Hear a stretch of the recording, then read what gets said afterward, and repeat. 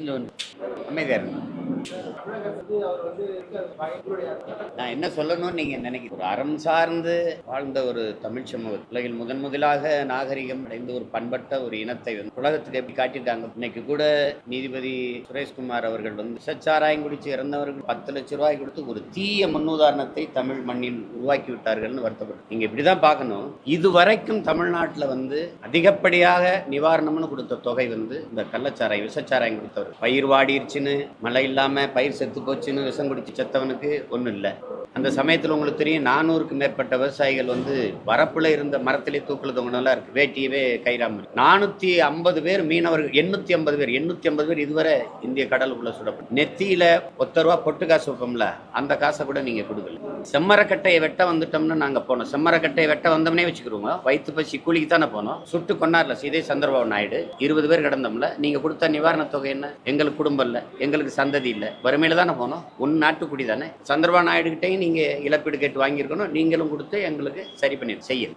இந்த நாட்டின் பாதுகாப்புக்கு படையில் போய் சேர்ந்து, இந்திய ராணுவத்தில் சேர்ந்து சண்டையில செத்து திரும்பினவன் உடலுக்கு நீங்க எவ்வளவு நிவாரணம் கொடுத்துருக்கீங்க? ஒரு வெண்கல பதக்கம் வெள்ளி பதக்கம் வாங்கிட்டு வந்தா எத்தனை கோடி கொட்டி கொடுக்கு? நாட்டின் பாதுகாப்புக்கு நின்று இப்போ நாட்டை பாதுகாக்க நான் போய் செத்துட்டா என் வீட்டை பாதுகாக்க என் நாடு இருக்குன்னுங்கிற நம்பிக்கை வரலைன்னா நான் எப்படி இந்திய நாட்டு ராணுவத்துக்கு போவேன்? சொல்லுங்க, நீங்க சொல்லுங்க. இதே சேலத்துல செத்து வந்தான்ல, பஞ்சாப்ல நடந்த கலவரத்துல 2 வீரன் செத்து. இந்த அரசு கொடுத்த, இந்திய அரசு, இந்திய ராணுவம் தானே, அவங்க கொடுத்த நிவாரணம், இந்த மாநில அரசு கொடுத்த நிவாரணம். நீங்க என்ன சொல்ல வரீங்க? சாராயம் குடிச்சு செத்தால், சாராயம் குடித்தால் இப்போ தூத்துக்குடியில 37 பேர் செத்தான். இப்ப நடந்த பெரும் பேரிடர்ல பெரும்புயில் உங்களுக்கு தெரியுமா? ஒருத்தருக்கு 100 ஆடு வெள்ளத்துல போயிடுச்சு. அதோட பொருளாதாரம் முடிஞ்சிருச்சுல. எத்தனை மாடுகள் போயிடுச்சு தெரியுமா? எத்தனாயிரம் ஏக்கர் வாழை சாஞ்சிச்சு, எவ்வளவு கரும்பு தென்னை அழிஞ்சது. என்ன நீங்க நிவாரணம் கொடுத்தீங்க? என்ன கொடுத்தீங்க? சாராயம் குடிச்சு செத்தால் 10,000 கொடுக்குறேங்கிற ஒரு கலாச்சாரத்தை உருவாக்குவதை நீங்க எல்லாம் ஏற்கிறீங்களா? இது என்ன? இது அறிவார்ந்த சமூகம் தானா? இது படிச்சவங்க இருக்கிறது தானா? இது நாடு தானா? இது எப்படி ஏற்பீங்க சொல்லுங்க? அப்படி நிவாரணம் கொடுத்து ஆகணுமா? சரி, கொடுக்கணும். அப்படின்னா இவ்வளவு காலம் சாராயம் வித்தவன் சம்பாரிச்சான்,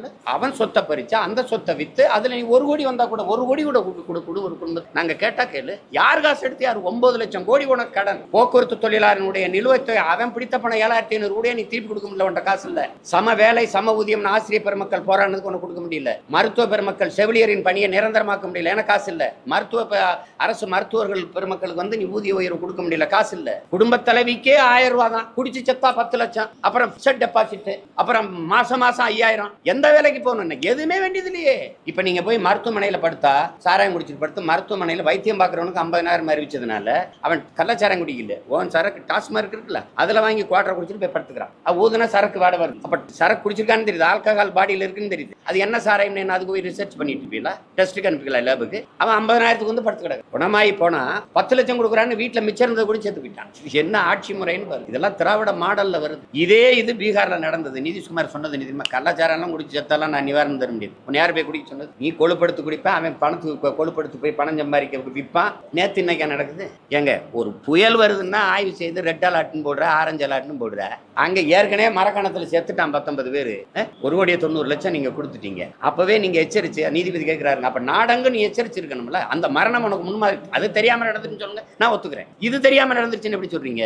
உளவுத்துறை இருக்குது, கியூ பிரான்ச் இருக்குது, நீங்க சொல்ற சிபிசிஐடி சோகால் இருக்குது, அதுக்கப்புறம் விஜிலன்ஸ் இருக்குது, அதுக்கப்புறம் அங்க உள்ளூர்ல கவுன்சிலர் இருக்கிறாரு, அப்புறம் எம்எல்ஏ இருக்கிறாரு, உங்க மட்ட செயலர் இருக்காரு, மாவட்ட செயலர் இருக்காரு, நீங்க எல்லாம் இந்த ஊர் சார்ந்த நிருபர்கள் இருக்கிறீங்க. உங்க யாருக்குமே தெரியாதா இங்க சாராயம் காட்சி விற்கப்படுதுன்னு? சொல்லுங்க. நீங்க தெரியாம நடந்ததுன்னு எப்படி சொல்லுவீங்க? நீங்க அரசு தன் தவறை மறைக்க லஞ்சம் கொடுக்கு, தன் தவறை மறைக்க லஞ்சம் கொடுக்கு. அப்ப சாவுலே புனித சாவு சாராயம் குடிச்சு சாகிறது தான். இது ஒரு சரித்திர நிகழ்வு தான். அப்படித்தானே வருது. இவங்க குடி எடுக்கிறவங்க, தாலி இருக்கிறவங்க கிட்ட போய் நாட்டை கொடுத்துட்டு நீங்க குடிக்க வச்சு கொலை பண்றவன்ட்டு குண்டு போட்டு கொல்றதான் படுகொலையா? குடிக்க வச்சு கொல்றது இல்ல, அது கொலை இல்ல. என்ன செய்யறது? எங்க அண்ணங்க அப்படி சிந்திக்கிறாங்க. நாங்க என்ன பண்றது? நம்ம போய் இப்ப என்ன சொல்றது? எங்க அண்ணன் போயிட்டு அவங்க பயன்படுத்துறாங்க இந்த எங்க அண்ணனை, கம்யூனிஸ்ட் கட்சியை வந்து மதுக்கடைகளை மூட எழுதுறீங்க. இப்போ மினிட்டுக்கு எதிராக நீங்க போராடுறீங்க. இதே நீங்க மதுவுக்கு எதிராக போராட்டத்தை நான் உங்களுக்கு காட்டட்டா? இதே ஐயா ஸ்டாலின், எங்க ஐயா பொன்முடி எல்லாரும் கருப்பு சட்டை போட்டுக்கிட்டு மூடு மூடு டாஸ்மார்க் மூடு அப்படின்னு சொன்னதை நான் காட்டட்டா? இப்ப நாங்க அதை காட்டினா ஏன் வாய மூடுறீங்க? நீங்க சொன்னதுதான் நாங்க செய்யுங்க. கல்லுக்கடையை திறக்க வலிக்குது, உனக்கு கள்ளச்சாராயத்தை எப்படின்னு வித்துக்கிட்டு இருக்க? நீ ஏன் கல்லுக்கடை திறக்க திறக்க மாட்டேன். கல்லு குடிச்சு செத்தவன் சொத்தம் மட்டும் வித்தவன் ஒருத்தனை காட்டு நாங்க போயிடுறோம். அப்படியே இப்படி போயிடுறோம். நாங்க ஊருக்கே சொல்லு. கல்லு உணவின் ஒரு பகுதின்னு அரசியலமைப்பு சட்டம் சொல்லுது. சங்க இலக்கியங்களிலிருந்து தமிழனுடைய தொன்ம வாழ்வியல்ல அவ்வையும் அதிகமான கல்லுண்டு பேசி கொண்டிருந்தாங்க. அது எங்க மரபு. பனம்பால், தென்னம்பால், மூலிகை சாறு, இவ்வளவு அருகம்புள்ளிச்சாறு, கோதுமை புள்ளிச்சாறு உடலுக்கு நல்லதுங்கிற. அது எவ்வளவு பெரிய மூலிகை, இயற்கையின் அருங்கூட. அதை குடிச்சிட்டு போறானே. இதே 60 ரூபாய்க்கு 2 சம்பத்து கல்ல வாங்கி குடிச்சிட்டு வீட்டுக்கு போயிடுவான்ல. எந்த மதமும் போதும்னு சொல்ல மாட்டான். கல் குடிச்சா போதும்னு சொல்லிடுவான். ஏன்னா அது உணவு. நீ அதை திறக்க மாட்டேங்கிற. கேரளாவில் இருக்கு, புதுச்சேரியில் இருக்குது, கர்நாடகாவில் இருக்குது, ஆந்திராவில் இருக்குது கல்லு. ஏன் உன் மாநிலத்தில் இல்ல?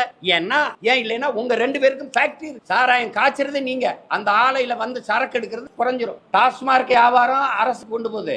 அந்த சரக்கு டாஸ்மார்க் வரதுல ஃபேக்டரி, அந்த வியாபாரம் யாருக்கு? அப்ப இந்த கல்லு கடையை திறந்து விட்டா விவசாயி வாழ்ந்துருவான். எந்த விவசாயி வாழ்றது அரசு விரும்புது? மத்திய அரசா, மாநில அரசா? எந்த அரசு விரும்புது? விவசாயி வாழ்ந்துருவான். குடியானவன் வந்து 2 போத்தலை குடிச்சுனா 2 செம்ப குடிச்சானா 20 ரூபாய்க்கு 2 செம்ப குடிப்பான். அதிகபட்சமான ஒரு வடை, சுண்டல், ஏதோ ரத்த பொரியல், இந்த ஊறுகாய் வைப்பான், சாப்பிட்டுட்டு போயிடுவான். நீங்க பார்த்துருப்பீங்க கல்லு கடையில். இன்னைக்கும் கேரளாவுக்கு போங்க, நீ எது கல்லு கடையை திறக்க மாட்டேங்கிற?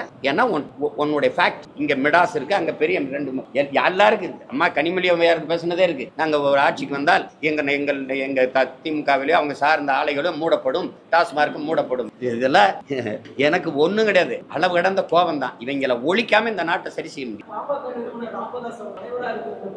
யாரு? நானும் சொல்றேன் எனக்கு அனுப்புங்க. சத்தியம் அதானுங்க.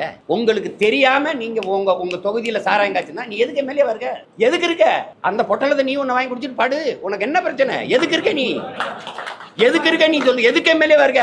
இந்த கண்ணுக்குட்டிங்கிற மாரியப்பன் தான் மாறியாச்சா கோவிந்தராஜ் காய்ச்சிட்டான்னு நீங்க நம்புறீங்களா? இவ்வளவு பெரிய அதிகாரம், இவ்வளவு பெரிய கட்டமைப்பு, இவ்வளவு பெரியது. எங்க ஒரு மாவட்ட ஆட்சியரையும் ஒரு எஸ்பி காவல்துறை அதிகாரியை நீக்கிட்டா. அவங்க 2 பேருமா ஊழல் போட்டாங்க. அவங்கள பொட்டலம் போட்டாங்க, அவங்கள வித்தாங்க.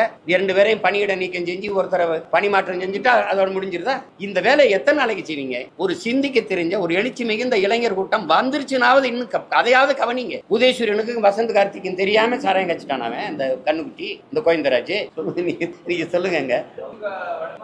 இதெல்லாம் எங்க ஐயாவுக்கு கால் தூசுல கடைசி தூசு. இது மாதிரி எவ்வளவு பார்த்துட்டோம். சரி, நானும் சொல்றேன். அதே குற்றச்சாட்டை எங்க ஐயா சொன்ன குற்றச்சாட்டை 2 சட்டமன்ற உறுப்பு மேல வைக்கிறேன். எனக்கு ஒரு நோட்டீஸ் அனுப்பு. நான் இங்கதான் இருப்பேன் 12 நாள். இங்கே வந்து கையில கூட கொடுக்க சொல்லு.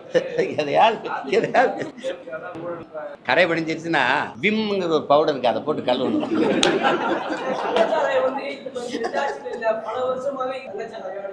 ஏதாவது பேசிட்டு இருக்காதீங்க. எங்க தாத்தா காலத்துல மதுக்கடை இல்லைங்க, காமராஜ் காலத்துல இல்லைங்க, ராஜாஜி காலத்துல இல்லைங்க, பக்தவச்சலம் காலத்துல இல்லைங்க, கள்ளச்சாராயம் இருந்ததாங்க. யாராவது ஒருத்தர் சொல்லுங்க. சொல்லுங்க. நீங்க கேள்வி கேட்கிற நீங்க சொல்லுங்க. எனக்கு அதிகாரத்தை கூட ஒழிக்கணும்னு நினைச்சா ஒரு நொடி வேலை, ஒரு நொடி அவ்வளவுதான். அது முடிஞ்சு. இதை போட்டு பேசிட்டு இருக்கிறீங்க. நீங்க விற்கிறதே நான் தானுங்க. என்ன நீங்க சாத்தா நீங்க வித்தா நல்ல சாராயம், தனியார் காய்ச்சா நல்ல கள்ளச்சாராயம், இவ்வளவுதான். வேற என்ன? அவன் தான் தெளிவா சொல்றாருங்க. ஒருத்தர் 500 ரூபாங்க மூடதுக்குற வேலை தான் கூலி. 500 ரூபா. டாஸ்மார்க்கு போனா 400 ரூபா போயிருது. உள்ள விட்டினுக்கு இது பண்ண முடியாது. இதுனா 60 ரூபா. 2 பொட்டலம் குடிச்சா 120 போயிருது. மீதி 300 ரூபாய் கொண்டாந்து வீட்டுல கொடுக்க முடியுதுன்றான். நீ குவாட்டரை எதுக்கு 400 ரூபாய்க்கு வித்த, 300 ரூபாய்க்கு வித்த? அதனால அவன் 60 ரூபாய்க்கு போறான். இதுல அவ்வளவு பெரிய பாக்கெட் அவருக்கு. சரி, ஜெயிச்சு என்ன பண்ண போறீங்க? எந்த ஓரத்துல ஊரல் போட்டு விற்க போறீங்க? ஜெயிச்சு என்ன பண்ண போறீங்க? போன தடவை 39 பாராளுமன்ற உறுப்பினர் கொண்டு போய் நீங்க சாதிச்ச ஒன்று. சரி, இந்த தடவை 40க்கு 40 கொண்டு போய் சாதிக்க போற ஒன்று. ஏதாவது ஒண்ணு சொல்லுங்க. நீட்டை எதிர்த்து போராடணும்னு போறீங்க. நீட்டை கொண்டு வந்த மகாராசன் யாரு? காங்கிரஸ் நீங்களும் தானே. எது ஒன்ன பேசுறதுக்கு தகுதி, நேர்மை, அருகதை ஒன்றும் கிடையாது. நீங்க சொல்றீங்களா? அதையெல்லாம் மீறி தான் ஜெயிக்க போறோம். ஓட்டு எங்களுக்கு எங்க ஐயாவுக்கும் கிடையாது. எங்களுக்கு திமுகவும் தான். திராவிடமா தமிழ் தேசியமாங்கிறதான். நீங்க ஏன் எங்களுக்கு எங்க ஐயாவுக்கும் இதெல்லாம் பேசாதீங்க. அதை பத்தி பேசவே நான் தயாரா இல்லை. எங்களுக்கும் எங்க ஐயாவுக்கும் போட்டி கிடையாது. அது வேற. நாங்க எதிரியா கருதுறது திமுகவை தான் இந்த களத்துல. அதனால போட்டி எங்களுக்கும் திராவிடத்துக்கும் தான். திராவிடமா தமிழ் தேசியம். புரியுதா? அனைத்து கட்சிகளும் வந்து சிபிஐ விசாரணை கேட்கறாங்க. ஒரு இந்த கேள்வியில அர்த்தம் நான் புரிஞ்சுக்கிறேன். வலிமை மிக்க காவல் படை நம்மளது உங்களுக்கு தெரியும். போலீஸ் விசாரணையில பிரச்சனை. நீங்க சிபிசிஐடிக்கு மாத்திருக்கீங்க. எத்தனை வழக்கம் மாத்திருக்கீங்க? தங்கச்சி ஸ்ரீமதியில இருந்து உங்களுக்கு தெரியும், தூத்துக்குடி துப்பாக்கி சூர்ல இருந்து சிபிசிஐடி யார்கிட்ட இருக்கு? அதுவும் முதலமைச்சர். இப்போ எனக்கு இட்லி வேணாம்மான்னா, இட்லி வேணான்னீங்கன்னா என்ன பண்ணுவீங்க? தோசை ஊத்துட்டா சரி, மாவு அதே மாவு தான், ஊத்துற மாஸ்டர் அது சேம் மாஸ்டர் தான், ஒரே மாவு ஒரே மாஸ்டர். அந்த போலீஸ் விசாரிச்சா என்ன, சிபிசி இதுவரைக்கும் சிபிசிடி விசாரிச்சு நேர்மையாக இது கொடுத்து அப்படி நடவடிக்கை ஒன்று சொல்லுங்க. உங்களுக்கு என்ன, எத்தனை வருஷமா நீங்க இருக்கீங்க? ஏதாச்சும் சரி, சிபிஐ விசாரணையில நேர்மையான ஒரு விசாரணை சொல்லுங்க. சிபிஐ இருக்கும்போதே என்ஐஏ வந்து வேணா என்ஐஏ விசாரணை கேளுங்க. என்னப்பா, நேஷனல் இன்வெஸ்டிகேஷன் ஏஜென்சிக்கு போங்க. ஏன்னா சிபிஐ சரியில்லைன்னு தான், பத்தாதுன்னு தான் நீங்க என்ஐஏ கொண்டு வந்தீங்க. அது காவல்துறை விசாரணையிலிருந்து சிபிசிஐடிக்கு மாத்துறோம்னா மாத்திரியலா, ஏன் மாத்திரியலான்னு தான் நீங்க கேட்கணும். ஏன் இந்த விசாரணை என்ன? நான் உங்ககிட்ட வெளிப்படையா கேட்கிறேன். வித்திருக்கான், குடிச்சிருக்கான், செத்துருக்கான், தெரிஞ்சிருச்சு. குற்றம் நிகழ்ந்திருக்கு, செத்துருக்கான், முடிவு தெரிஞ்சு. இனி நடவடிக்கை தான் எடுக்கணுமே ஒழிய விசாரிக்கணும். கோகுல்தாஸ் தனி நீதிபதி விசாரிச்சு 3 மாதத்துக்குள்ள அறிக்கை. அது ஏன் 3 மாதத்துக்குள்ள? 3 மாதத்துக்குள்ள மறந்துடுவான். போய் கள்ளக்குறிச்சியில் கேளுங்க, அந்த கட்சிக்காரன் கேளுங்க, கருணாபுரத்து கேளுங்க, அது தளபதி பார்த்து பாருங்க. அங்கெங்க நாளை திமுக கைக்கூலி இருக்கும், அது என்ன பண்ணும்? தளபதி பார்த்துப்பாங்க. நாங்கெல்லாம் போராட்டத்துக்கு போவோம், 2 பேர் உள்ள இருப்பான். அவன் அப்பெல்லாம் பேசக்கூடாது, அங்கிருந்து சவுண்ட் விடும், அதெல்லாம் தேவையில்லாது அப்படிமா. ஓப்பா அப்படின்னு எல்லா இடத்துலையும் இப்படி ஆள் வச்சு நீங்களே பாருங்க. குற்றம் நிகழ்ந்துருச்சு, தெரிஞ்சிருச்சு. இப்ப தங்கச்சி ஸ்ரீமதிக்க செத்துட்டா, எப்படி செத்தா? நீங்க தற்கொலைங்கிறீங்க, நாங்க கொலைங்கிறோம், இவ்வளவுதானே. அதை விசாரிச்சு சொல்றோம்னு நாங்க. ஒரு கிராமம், ஒரு கல்வி, இதுக்கு எதுக்கு இவ்வளவு காலம் ஆகுது? ஒரு கிராமத்து மக்களை விசாரிக்கிறது. குற்றம் வெளிப்படையா தெரிஞ்சிட்ட பிறகு ஐயா கருணாநிதி அடிக்கடி சொல்லுவார்ல, உள்ளங்கை புண்ணுக்கு கண்ணாடி எதுக்கு அப்படின்னு. அந்த உள்ளங்கை புண்ணு உங்க வசனத்தை திருப்பி சொல்றேன், எதுக்கு இப்போ கண்ணாடி? கொடுமை தானங்க இதெல்லாம். இந்த இப்போ தூத்துக்குடி துப்பாக்கி சூட்டுக்கு வந்து நீங்க அருணா ஜெகதீசன் மூலமா ஒரு விசாரணை கமிஷன், அந்த விசாரணையில வந்து 3 மணி நேரம் நின்று விளக்கம் சொன்ன ஒரு கட்சி தலைவர்ல நான் இருக்கு 3 மணி நேரம் நான் அதுக்கு விளக்கம். அம்மா அறிக்கை தாக்கல் பண்ணிட்டாங்கிறதே வெளியில தெரியாம வச்சிருந்தீங்க. அங்க வேலை செஞ்ச ஒரு நல்ல பிள்ளை எடுத்து வெளியிட்டான் பாருங்க. 6 மாசத்துக்கு முன்னாடி தாக்கல் பண்ண எந்த நடவடிக்கை இல்லையே. ஐயா நீதிபதி சங்கர் தலைமையில நீட்டுக்கான ஒரு விசாரணை போட்டீங்க, அவர் அறிக்கை தாக்கல் பண்ணாரு. என்ன நடந்திருக்கு? 50 லட்சம் கையெழுத்து வாங்கினீங்க, யார்கிட்ட கொடுத்தீங்க? சேலம் மாநாட்டில் ஒரு ஓரத்தில் வச்சிருந்தீங்க. அதுக்கப்புறம் அது எங்க, யார்கிட்ட கொடுத்தீங்க? பிரதமரை போய் உங்க அப்பா சந்திச்சாரு, நீங்க சந்திச்சீங்க, எல்லாரும் சந்திச்சீங்க. நீங்க அப்ப கொஞ்சம் கொடுத்தீங்களா? அந்த பாருங்க, இத்தனை லட்சம் பேர் அதுக்கு எதிராக இருக்காங்க, கொடுத்தீங்களா? இப்ப 40 உறுப்பினர் வச்சிருக்கீங்களே, ரோட்ல இறங்கி நீட்டுக்கு எதிராக போராடுங்க, அங்க பாராளுமன்றத்தை முற்றுகிட்டு போராடி கதறடிங்கிற. அப்படி ஏதாவது நடக்குதா? என்ன கழிவு ஊத்தினாலும் மானம், ரோசம், சூடு, சொரணை, வெக்கம் அதெல்லாம் இருக்கணும்ல. இருந்தா தானே அதுக்கு ஏதாவது வரும், நடவடிக்கை இருக்கும். எந்த தவறையும் பணத்தை வச்சு மூட முடியும், எத்தனை பிண விழுந்தாலும் பணத்தை வச்சு மூட முடியுங்கிற எண்ணம் இருக்கிறவன் போய் நீங்க என்ன நேர்மை எதிர்பார்க்கறீங்க? லெலின் கேட்கிறாருல, பைத்தியக்காரங்கையில நாடு இருக்குடா, அந்த பைத்தியக்காரங்கையில நாட்டை கொடுத்த பைத்தியக்காரன் எவன்டானு? இந்த பைத்தியக்காரங்க தான். அதை நான் ஏற்கிறேன். எங்க ஐயா சொல்லியிருக்காங்களே, அந்த கருத்தை ஏற்கிறேன். எங்க ஐயா கொடுத்த நோட்டீஸை எனக்கும் கொடுத்து. பாஜக வந்து சாதி மதமும் என்ன கண்கள்ங்குது, நாங்க சமூகத்தின் கொடுமையான கொடிய புண்கள்ங்கிறோம். அது ரெண்டுக்கு நிறைய தூரம், 10,000 கிலோமீட்டர் தூரம் இருக்குது. அதுல எங்க ஐயா சந்திர சொல்ற கருத்தை நான், சீருடைன்னு ஒண்ணு கொண்டு வந்தது பெருந்தலைவர் வந்து, ஏற்றதாழ்வு, ஏழை பணக்காரன், உயர்ந்தவன் தாழ்ந்தவன், சாதிய பாகுபாடு, வர்க்க வேறுபாடு இருக்கக்கூடாது, சீருடை ஒரே மாதிரி உடை உடுத்தி வரணும் அப்படின்னு கொண்டு வந்தது. உங்களுக்கு புரியுதுன்னு நினைக்கிறேன். அந்த முறையை பின்பற்றணும். நீதிமன்றங்கள், அரசு அலுவலகங்கள்ல சாமி படங்கள் வைக்கிறது, இது மாதிரி வைக்கிறது, இதுகளெல்லாம் தூக்கணும். பொதுத்தலம் தான் அது. உங்க வீட்டுல பூஜாரியில வச்சுக்கிறீங்க, நீங்க எதை வேணாலும் கட்டி. அதுக்காக நீங்க இந்த சாதி அடையாளத்துக்கு இது குறிக்கும் பச்சை கயிறு, கயிறுல மயிர் அடையாளம் இருக்கு. என்ன அடையாளம் இருக்குன்னு கேட்கிறேன். மொழியின் அடையாளத்தை விட உனக்கு இது பெரிய அடையாளமா? எப்ப வந்தது சாதி, எப்ப வந்தது மதம், எது என்ன அடையாளம்? ஏன் முகத்தை பார்க்க முதுகு பார்த்துக்கிட்டு இருக்க நீ? யார் கற்பிக்கிறது இதெல்லாம்? எதை நோக்கி கொண்டு போற? எத்தனை தலைமுறைக்கு 15-16 வயசு கத்தி எடுத்துட்டு ஜாதிக்காய் வெட்டி கிடக்குறான். அடுத்த தலைமுறைக்கு நெஞ்சுக்குள்ள நஞ்சா? அப்ப எதுக்கு பெரியார் உங்களுக்கு? எதுக்கு அம்பேத்கர்? எதுக்கு சிங்காரவேலர்? எதுக்கு சிவானந்தம்? எதுக்கு ரெட்டமலை சீனிவாசன்? எதுக்கு அயோத்தியாசமன்? எதுக்கு சிவானந்தம்? எதுக்கு காமராஜர்? எதுக்கு முத்துராமலிங்கத்தேவர்? எதுக்கு சாதி வேணாம்னு பேர் இத்தனை பிறப்புக்கும் எல்லா உயிருக்கும் 2000 வருஷத்துக்கு முன்னாடி பாடினவன் பைத்தியக்காரன். அப்போ எல்லாரும் பாடி கிழிச்சு, எல்லாரும் பாடிட்டான். யாரு மேல கீறினாலும் ரத்தம் ஒண்ணுதான். ஆக மொத்தம் நீ நானும் 10 மாதம் கடைசி எங்க தாத்தனும் பாடிட்டான் பட்டுக்கோட்டை.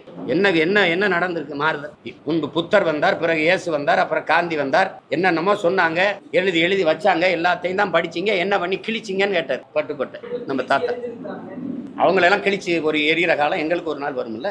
இன்னைக்கு நீங்க ஊராட்சி மன்ற தலைவர் இருக்க கிழிச்சு எறிகிற, அது நிரந்தரமா உனக்கு இந்த நாற்காலி அப்படி இருக்க போதா? பூரணம்னு சொல்லாதீங்க, முழுமையான. நீங்க ஏன் பூரணம்னு உங்களுக்கு தமிழ்ல சொல்லலையா? பூரணம்னு ஏன் சொல்றீங்க? பூரணம், ஜம்பூரணம்.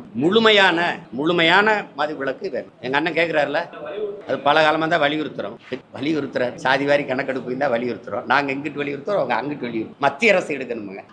நீதிமன்றமே சொல்லுது, உச்ச மாநில அரசு கையிலே இருக்கு, அவங்களே எடுக்கலாம். நிதிஷ்குமார் யாரை கேட்டு எடுத்தாரு? மத்திய அரசு கேட்டு எடுத்தாரு. சந்திரபாபு நாயுடு வந்தோன்னு எடுக்க போறேன், மத்திய அரசு கேட்டு எடுக்க போறாரு. கடத்தி விடுறதுக்கு இப்ப இஸ்லாமிய சிறை கைதிகள் விடுதலைக்கு நம்ம நெருக்கடி கொடுத்தோம்னா ஆளுநருக்கு பரிந்துரைத்திருக்கிறோம், அவன் தான் கையெழுத்து போட மாட்டேன்னு தெரியுது. அப்புறம் நீ ஏமாத்தி விடுறதா? நாங்க அவர் போல நாங்க என்ன பண்றது? தெரிஞ்சுக்கிடுச்சுல.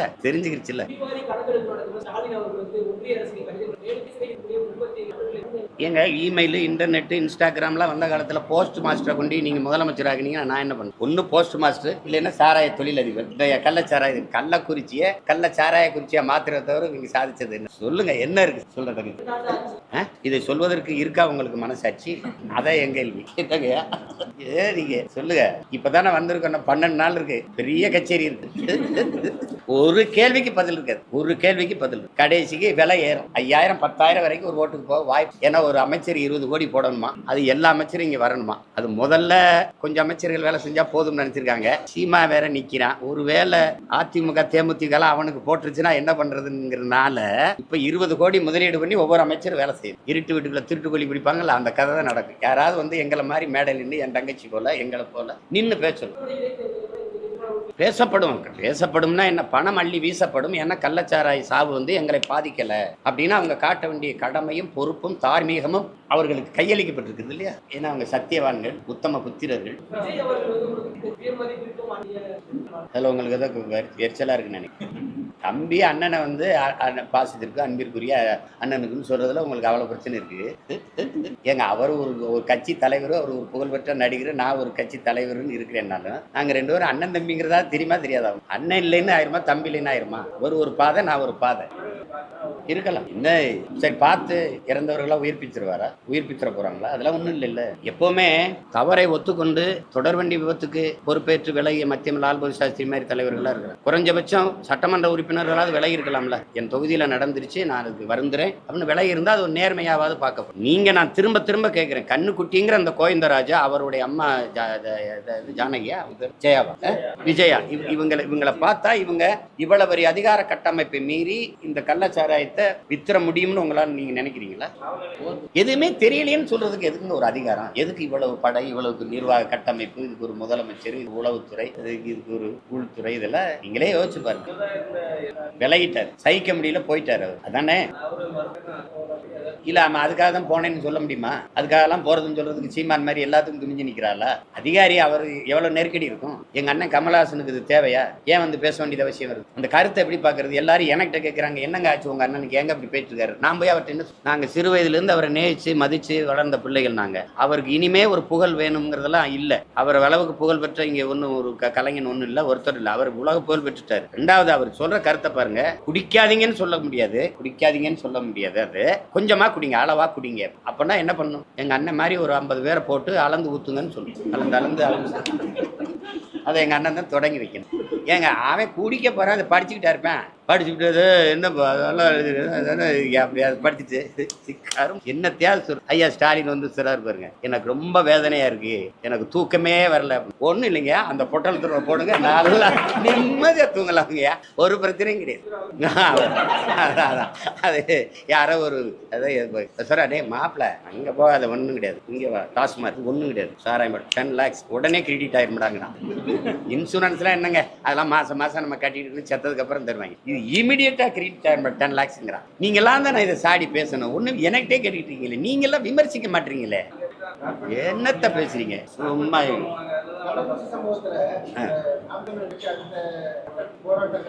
எங்களுக்கு அது இல்ல வேலை, அது இல்ல எனக்கு. அதுல வந்து என் தம்பி எல்லாம் எனக்கு, நான் மரக்காணத்துக்கும் போல, இதுக்கு வரல. நீ எல்லாரும் போனாங்களே, நான் போன இடத்துக்கு எல்லாரும் வந்தாங்களா? 8 வழிச்சாலை வேணாம் நீங்க வந்தீங்களா? நான் போராடி ஜெயிலுக்கு போனேன், நான் என் தம்பி இல்ல வந்தீங்களா? நான் ஸ்டெர்லைட்டுக்கு போறாரு, நான் அந்த இது அணு உலைக்கு போராட போனேன், நான் மீத்தேனுக்கு போராடினேன், எல்லாத்துக்கும் போராடினேன். பாண்டு நிலையம் பரந்தூர்ல வேணான்ங்கிற, இன்னும் வேணாம். இருக்கிற ஏர்போர்ட்ல பறக்க பிளைட் இல்ல, பைத்தியக்காரங்களா? இண்டிகோன்னு ஒண்ணு மதுரைக்கு 24,000, திருப்பி ஒரு 24,000, 50,000 ஒரு நாள் நான் பறந்து போக. அது அவர் எடுக்கிறதா நேரம், அவர் சொல்றதான் கட்டணும். ஒரே ஒரு வண்டி எப்படி இருக்கு? ஒரு ஃபிளைட் தான் இருக்கு. இதுல எதுக்கு 5000 ஏக்கர்ல ஏர்போர்ட் கட்டக்கூடாது? ஏர்போர்ட்டி விடணும். 22 ஏரி. சரி, நீ சரியான ஆளு, கட்டிரு பாப்போம் ஏர்போர்ட். நான் பவர்ல இல்ல, நீங்க பவர்ல இருக்கீங்க, காட்டிடுறேன். கட்டிருங்க, நான் பாப்போம். ஒரு தடவை பாத்துருவோம். 8 வழிச்சாலை போட்டு முடிச்சிட்டீங்களா? பேனா வச்சுட்டீங்களா? அதே கதை தான் நடக்கும். தேவையில்லாம ஏர்போர்ட் கட்டுறேன், அது பண்றேன், இது பண்றேன், அங்க பண்றேன். 9 லட்சம் கோடி கடனுங்க. வட்டி எவ்வளவு? வட்டி எவ்வளவு? காவல்துறைக்கு படி அந்த பணி அந்த காசு கொடுக்க முடிஞ்சதா அவங்களால? அவங்களுக்கு தேர்தல் நேரம் அந்த நேரத்தில் பணி செய்யறாங்கல்ல, அந்த காசு அவங்களால கொடுக்க முடிஞ்சதா? கொடுத்துருக்கல. அப்போ ஆனா சாராயம் குடிச்சு செத்தவனுக்கு 10 லட்சம் கொடுக்குறீங்க. உங்க தவறை மறைக்க இந்த பிணத்தின் மீது பணத்தை கொட்டி மூடுறீங்க. நீங்க இந்த குற்றச்சாட்டுக்கு பதில் இருக்கா உங்ககிட்ட? யார் தர்க்கம் பண்ணுவது? திமுக சார்பிலையா இல்ல கூட்டணி கட்சிகளா? என்னோட நேருக்கு நேர் நான் என் தங்கச்சி தர்க்கம் பண்ணி ஜெயிச்சு போங்க. ஒரு கேள்விக்கு பதில் வச்சிருக்கீங்களா? திறந்த மனதோடு எங்களோட வாதிட தயாரா இருக்கீங்களா? மதுக்கடையை மூட சொல்லி எழுதுறது. நீட் ஒரு என் தங்கச்சி அனிதா செத்தவன நீட்டுக்கு எதிராக நீங்க பேசுனீங்கல்ல, அப்ப மதுக்கு எதிராக பேசுங்க. இத்தனை பேர் செத்துருக்காங்க, இன்னும் எத்தனை பேர் சாவான்னு உனக்கு அப்படி? அங்க 19, இங்க 60க்கு மேல, இன்னும் பல பேர் மருத்துவமனையில் இருக்கான். வருவானா போவானா தெரியல. நீ சொன்னது கணக்கு 69. அரசு இப்ப உண்மையான கணக்கு என்னைக்கு சொல்லியிருக்கு? வெள்ளத்துல 5000 பேர் செத்தா 500 பேர் அறிவிக்கும். அதான வழக்கம். அப்புறம் இதுல போய் என்ன பேசிட்டு இருக்கிறீங்க நீங்க? இது அரசு கிடையாது, தரிசு. இவங்க குடி எடுக்கிறவர்கள், தாலி அறுப்பவர்கள். இவர்களை போய் வச்சுக்கிட்டு நீங்க என்ன பேசிட்டு இருக்கிறீங்க? நீங்க கேட்டா அது இளம் விதவைகள் இந்தியாவிலே அதிகமா இருக்கிற மாநிலம் உங்க மாநிலம் தான், உங்க ஆட்சியில தான். நீ மனசாரியன் ஒரு ராணுவ வீரன் செத்து வந்தான், அவனுக்கு 1 கோடி கொடுத்தாங்க அப்படின்னா சரி, என் விவசாயி செத்துட்டான், உலகத்துக்கு சோறு போடுற உழவர் குடி அவன் செத்துட்டான், சரி விவசாயி அவனுக்கு ஒரு 10 லட்சம் கொடுப்பான், குடும்பம் இருக்கு. என் செம்மரக்கட்டையை வெட்டணும் போன கூலிக்கு தான் பண்ண, வயிற்று பசிக்கு. என் மீனவ சொந்தங்கள் சுடுவான்னு தெரியுது, போறேன். ஏன் பாரு படகை பறிச்சு பசி குடும்பத்தை காப்பாற்றணும். அவன் செத்து போனான், அவனுக்கு ஏதாவது நிவாரணம் கொடுத்துட்டா கூட போதும். சாராயம் குடிச்சு சாகிறவனுக்கு போய் சட்டப்படி தவறு, அந்த தவறை செய்யறவனுக்கு நீ சட்டப்படி நிவாரண தொகை, ஊக்கத்தொகை கொடுக்குற, சட்டப்படி கொடுக்குற. அரசு கொடுத்து ஊக்கப்படுத்துது தவறு செய்யறதுக்கு. நீ அந்த சாராய வாரியை கைது பண்ணில, அந்த அவன் சொத்தப்புறம் பறிச்சு வித்து எங்க 1500 பேர் மேல வழக்கு போட்டு கைது பண்ண. நீங்க மரக்காணத்துல இங்க எத்தனை பேர்? இந்த கண்ணுக்குட்டி தான் இத்தனை காலம் வித்து என்ன சொத்து வச்சிருக்கான். அவன் வீட்டை போய் பார்த்தா கோழிக்கூடு கூட கொஞ்சம் பெருசா இருக்கு. அப்ப வித்தவன் வேற இடத்துல இருக்கான்ல, அவன் சொத்தை பறிச்சு அதுல இருந்து வித்து நீ ஒரு வீட்டுக்கு 50 லட்சம் 1 கோடி கூட கொடு. இறந்த குடும்பத்துக்கு நாங்க ஏதாவது கேட்டா எங்களை கேட்கும். அது இல்லாம சும்மா மக்கள் காசை எடுத்து கொண்டு கொடுத்துக்கிட்டு நாளைக்கு ஒருத்தன் ஜாவன் சாராயம் குடிச்சு அவனுக்கு 10 லட்சம். இது என்ன வேலை? நல்ல அணுகுமுறை இல்லை. இது நல்ல ஆட்சியின் நல்ல நிர்வாகம் இல்லை. இது கேவலம்.